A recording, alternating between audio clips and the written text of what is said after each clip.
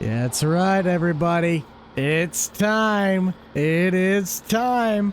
I'm your host, the Rental Man Buck. Welcome back to the Nebraska farming series on Green Valley, Nebraska. Let's roll the intro and get today's tasks underway.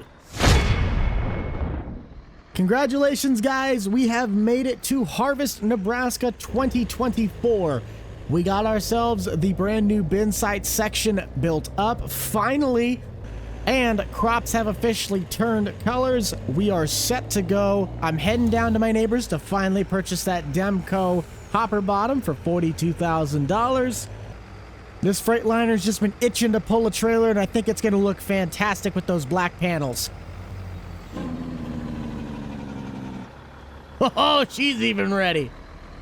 I do already have the corn header and the Western Star with the Wilson currently stationed on site. We just have to bring down the combine since this is more of a test plot. I don't know exactly what the corn's going to be bringing in and if we're going to be needing to bring multiple sources to transport grain. We'll go over what the bin site looks like just a little bit later, as I really do want to get down and start chopping into some of that lovely ground, but there is a quick little preview as to what the new bin site system is going to look like. Let's not delay any longer than we have to and get the Prairie State Mobile down to the tile ground.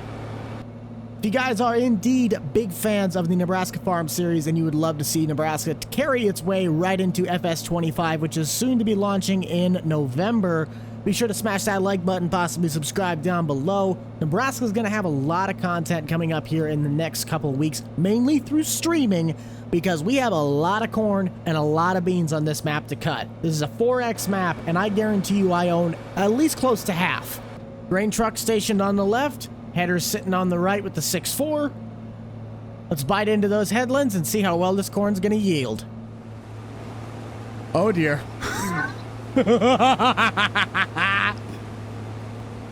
This is gonna be a long but very profitable season.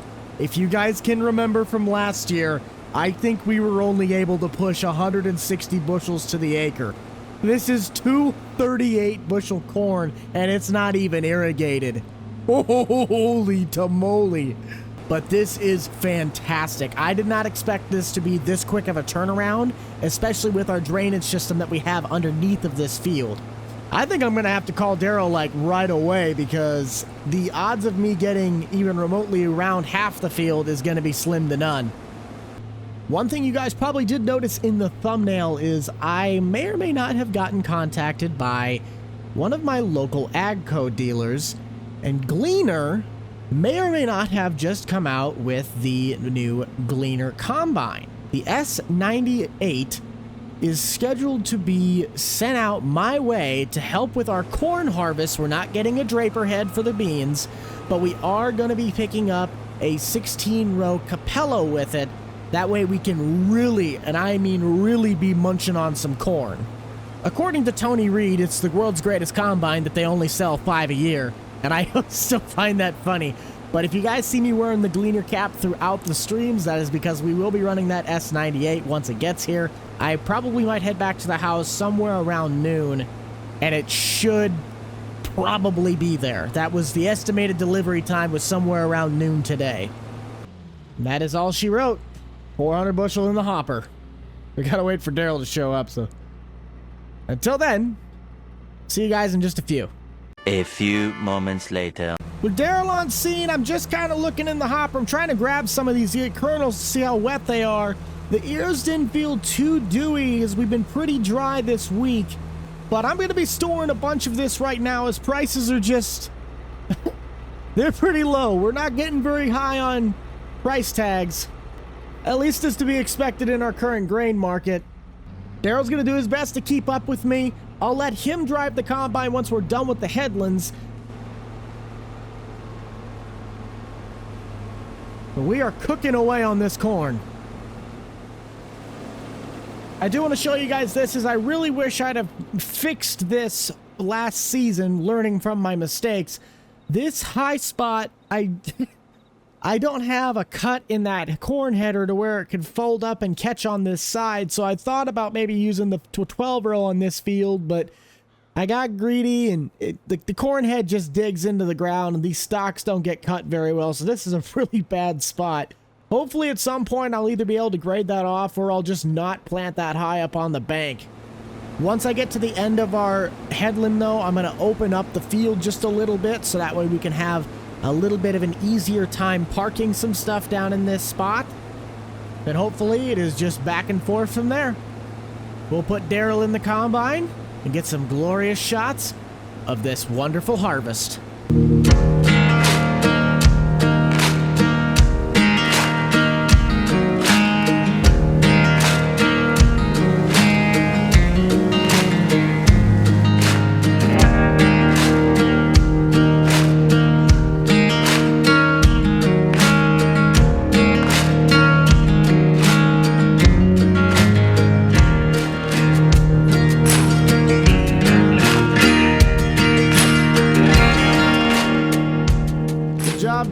Finishing out on those last few stalks.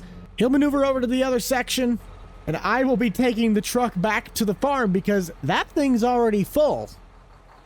Before I end up heading north, I do want to show you guys on our PDA what we're really looking at. And it is pretty blatantly obvious that we are having a significant yield boostage, because previous year we're running mainly 85 to 80. Now this year we're running 90 to 95. You can't beat that on especially non-irrigated ground. But since we're heading back to the bin site, this will be a perfect way to escort our way into the bin site explanation and presentation. Now, as much as I'd like to tell you the next guy, the odd thing is that I'm, for some odd reason, not able to dump corn into those back bins. I have no idea why the auger's placed in the right spot. I guess we'll just dump it in our current wet bin then. Huh. We got corn to harvest, so we got to figure it out at some point. Okay, now that that issue has been resolved, the way this was supposed to work is the back two bins are a 50,000 bushel Suic setup.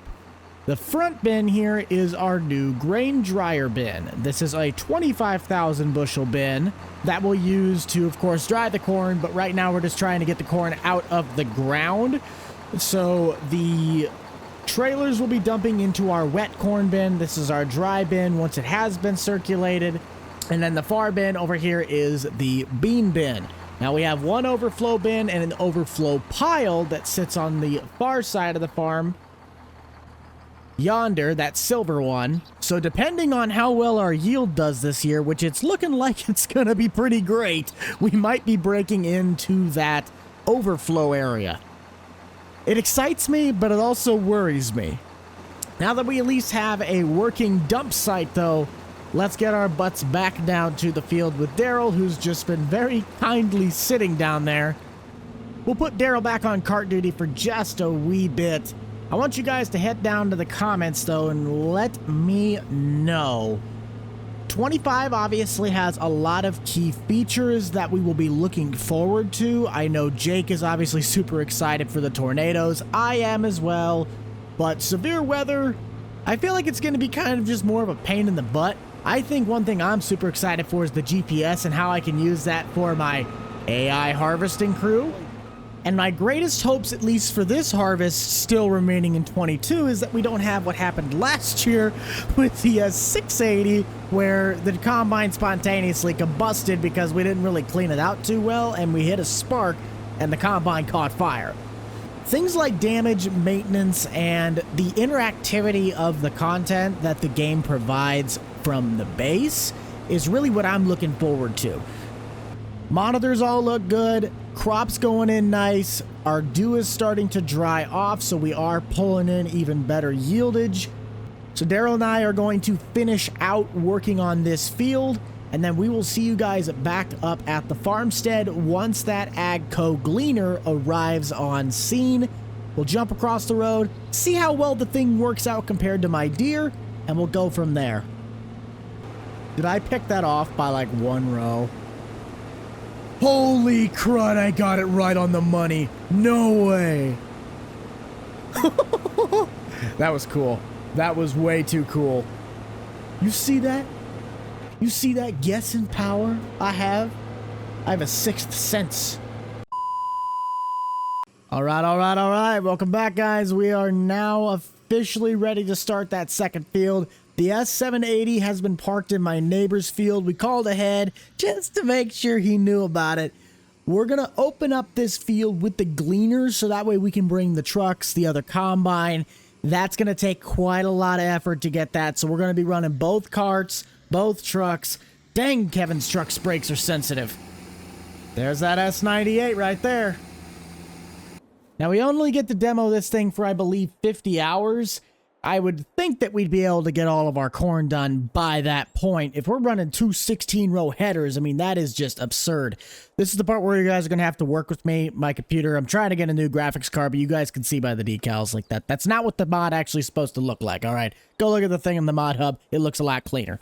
But this thing has a 16-row, 30-inch spacing Capello header. Taking a look at the inside, it is very clean, very modern. It's really just the Gleaner's weird boxy design with a brand new AGCO cab. But since this header is a 16-row folding, it's going to help us so we don't have to have that pesky header trailer that my other two headers have. One thing I didn't notice about this combine, though, is that it does go slower road speed. This thing only goes 19, that combine goes 26.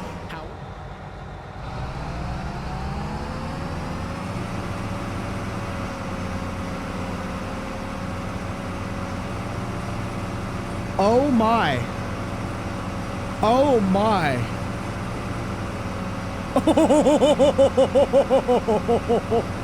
Boys, we might have some 300 bushel corn. We might have 300. Oh mama.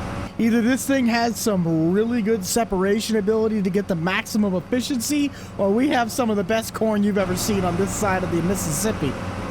I do not know what it is with my guessing. This is the second time I've just randomly stopped to turn, and it's the exact width that I needed it to be. Woo, this Gleaner is kind of bogging down a little bit. I think this combine's probably only rated to run at 8 row, maybe a 12. Gonna have to get some boosting going up. That or we're riding the side of the hill. I think that's what's going on here.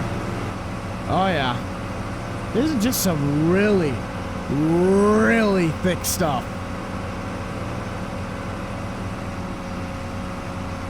Yeah, see what I mean? The header's just a bit too wide to get up on top of some of these contours in the field. Maybe we'll see if the deer can do a little bit better on that. That's all right, though. I'll open up just a wee bit more so that way we can start fitting some of our stuff in here. And then we can start getting both combines running. And it is going to be nuts. I think we're going to let Kevin get familiar with the Gleaner since it's a little bit more old school that he likes. But I got to try and sneak by Corey in the old 8430 because, yeah, this is kind of a long trailer. Yeah, he's going to have to back up. There's no way I'm making that corner. Thank you, Corey. For any of those wondering if Corey is able to be trusted back in the combine yet, he's slowly working his reputation back up. He's been doing better over the last couple of weeks between Old School, Hay Farm, Andy's Farm. I still don't know yet, though. It might be a little while. Other than the fuel trucks, I think we're pretty much set to start rolling. We'll get Kevin in the Gleaner, and I'll ride in the S780. Let's shell some corn. My curiosity is getting the best of me to see whether or not that Gleaner was having some contour problems, and to see if the deer can do any better. They're the same width of header, but it's a matter of, oh yeah. Deer's obviously going to be superior. Not even a question about it. Why did the Bills always have to go through it like the worst time? I got a 15 grand bill that just went through for some maintenance that I had done to both combines for the end of the year. But this thing's cutting well. Our monitor's still reading we only got 234 to the acre, but I think it's still reading off of the other field down south. I wouldn't think it changed that much between this combine and that combine. I mean, that's 60 bushel difference that we're throwing out the back. I can tell you we ain't making it around the headlands, though, once. Some good yielding stuff. Just received word that Kevin has passed his basic Gleaner test and he is on his way south. Holy cow, we are driving straight through the corn because we are full. Corey, where you at? I need you. That is not good. Kevin's saying his tank's already 80% and he hasn't even made it straight down one pass. We might have to go cut him out and around because I do not want to drive something all the way down there and have to back it up. That's gonna suck. Ooh, actually, come to think of it, he might... Oh, is he not? No, he didn't make it! Well, that's what you get for not having that big of a grain tank. We'll dig him out. Don't worry, Kevin, we'll save you. Perfect. Right on cue. Is it really a stupid idea to be running two 16-row headers while also only having 2 grain carts and 250 average bushel corn? Yeah. Am I going to regret this? Probably. Was it totally worth it? Absolutely. I called Dan over. It's going to be a lot easier to keep us moving than it is to just keep starting and stopping, starting and stopping. Kevin's already full in the middle again. It's going to take us just a wee bit to get enough harvested out to where we don't have to keep stopping. Until we can get Daryl back in this combine, I think it's just going to be a little bit of a circus. It'll be all right. Things will work out. But at some point, I hope to cue another time lapse so we can get some really good shots while the guys are working and I can just strictly man the drone. I haven't checked on the yield monitor yet for the Gleaner, but this thing's holding average at 237. I'm not sure if that means the Gleaner's dropped since we've started or if it's really just still holding at that 300. If that's the case, then that thing's threshing a lot better than the deer is. Hang on, Dan. I messed this up. So let's go check on Kevin and see if that Gleaner is actually pulling in close to 300 bushel. Because that might have just been a fluke somewhere right up in this front part. Well, by jumping back into the Gleaner, the monitor's significantly dropped, but it's still saying we're pulling in over 280. So I don't know if this thing's just threshing that much better than the deer, or if there's just something going on between the reset that we need to maybe do on the deer. Because that's a good machine over there, but this thing is just... It is an animal. Plus, I think that wagon's full, so we'll just go dump in at the end of the row. I do notice that the feeder housing is just ever so significantly shifted to the right. Not a huge problem, but it's just kind of different that I'm used to. It also could be the header, too. I know Deere makes a good corn header, but when a company specializes in something, Capello's not really a cheap header. We're so close to the end, though. I'm not sure if it'll make it. Oh, yeah, it should make it. 93%. I'll take it.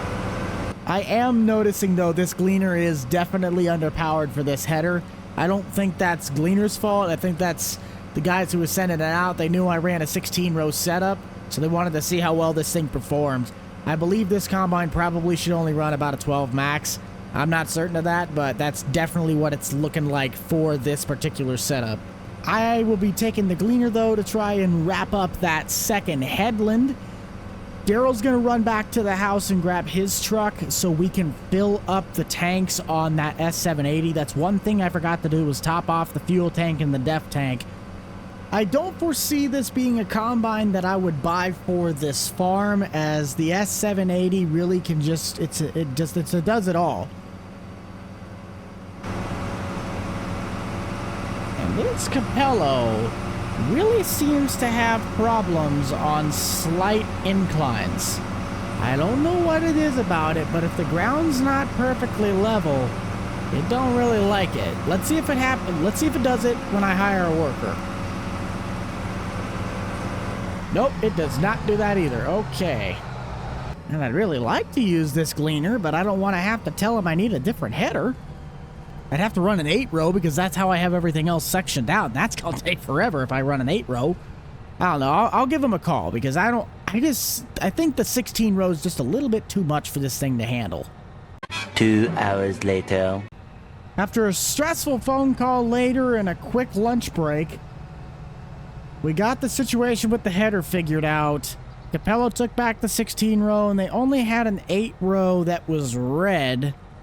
So we're going to try and deal with that, but I really hope this fixes our problem. The only other issue is that because this feeder housing is offset to the right ever slightly, I have to have the the ladder folded in, and it's just I'm thinking that tire might rub on some corn stalks. Either way, let's find out.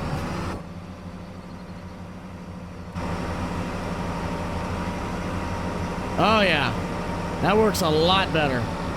A lot better. Smooth operation. I'll send for Kevin to get his butt back in the deer so we can keep this field going. I don't believe we're going to finish this field in the video, but we will at least get a good portion done. I don't know why I said I'd put Kevin in the S780. That's Daryl's combine. But Daryl should be able to make it to the end of his pass.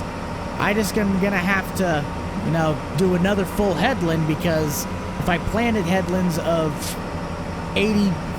16 row planters, I got 32 rows. This only gets me to 24. Always something. There's always something.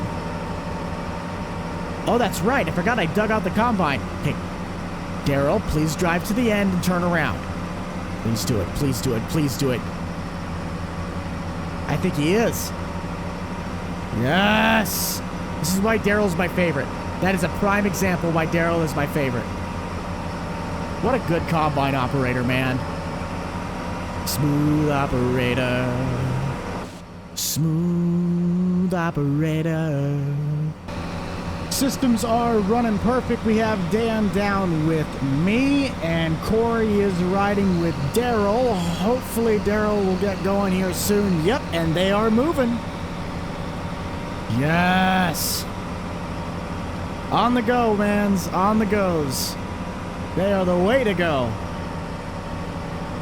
It's just too cool. Oh, I love AI sometimes. I can see our yield, though, is significantly starting to drop in this combine. Probably due to the fact that we just chopped its input in half. But the Gleaner is definitely, I think, threshing this crop a bit better. I don't know if it's enough for me to justify ever purchasing one, but I'll give credit where credit's due. I totally did not just miss those. You did not just see that.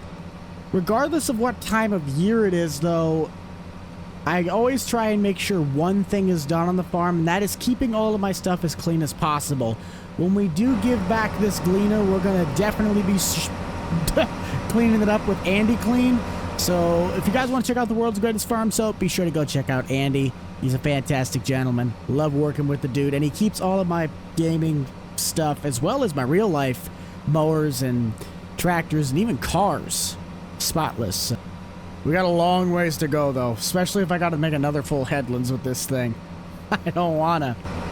I figured that was going to be a problem over there. Alright, let her go fix it. I want you guys to let me know down below in the comments, how have you guys been enjoying the new Gleaner S-Series Combine? Siid Modding's been working on this thing for longer than I can remember, and it's so awesome to finally see that it actually has now come out. I at least wanted to make sure that I incorporated in some content at least some way. So this is going to be the best way I'll be able to incorporate it, even though I'm not much of a Gleaner guy myself. I feel like Dan's going to smack this truck if he doesn't get out of the way. Watch it, Dan. Now let's get this last headland pass done and out the door so we can get on to our time lapse.